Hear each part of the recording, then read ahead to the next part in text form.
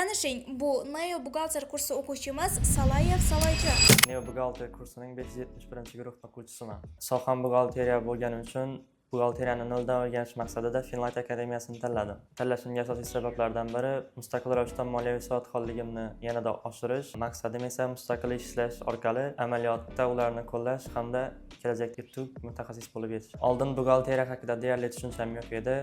Keyinchalik Finlight akademiyasiga kelib, moliyaviy savodxonligimni oshirgan holda daromadli kasblardan birini o'rganib oldim. Buxgalteriyani tanlashimning asosiy sabablaridan biri har bir tashkilotda buxgalter muhim o'rin tutadi hamda kerakli kasblardan biri birinchi navbatda menga raqamlar, hisob-kitoblar yoqadi. Shu sababdan shu sohaga qiziqib kelganman. Oldin men buxgalteriyani faqat hisob-kitob deb o'ylardim va buxgalteriyani o'rganish natijasida bu yirik bir tizim, mas'uliyat hamda tartib ekanligini tushunib yetdim. Buxgalteriya o'rganishning asosiy 3 ta sababi, birinchisi buxgalteriya bu hayotni o'zi desak ham bo'ladi, ya'ni pullarni to'g'ri taqsimlash hamda sarflash. Ikkinchisi ishlash imkoniyati ko'pligi, ya'ni davlat sektorlari hamda xususiy korxonalarda ham ishlash imkoniyati keng. Uchinchisi moliyaviy mustaqillikka erishish, ya'ni buxgalteriya sohasini o'rganish orqali kelajakda o'z biznesini boshlagan holda buxgalteriyasini o'zi ham yuritishi mumkin bemalol.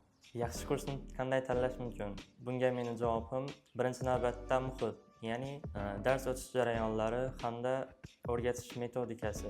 Ikkinchisi o'qituvchini tajribasi faqat nazariyada emas, amaliyotda ham qo'llaganligi. Uchinchisi esa natija, ya'ni avvalgi shogirdlari, o'quvchilari qanday natija ko'rsatganligi muhim deb o'ylayman.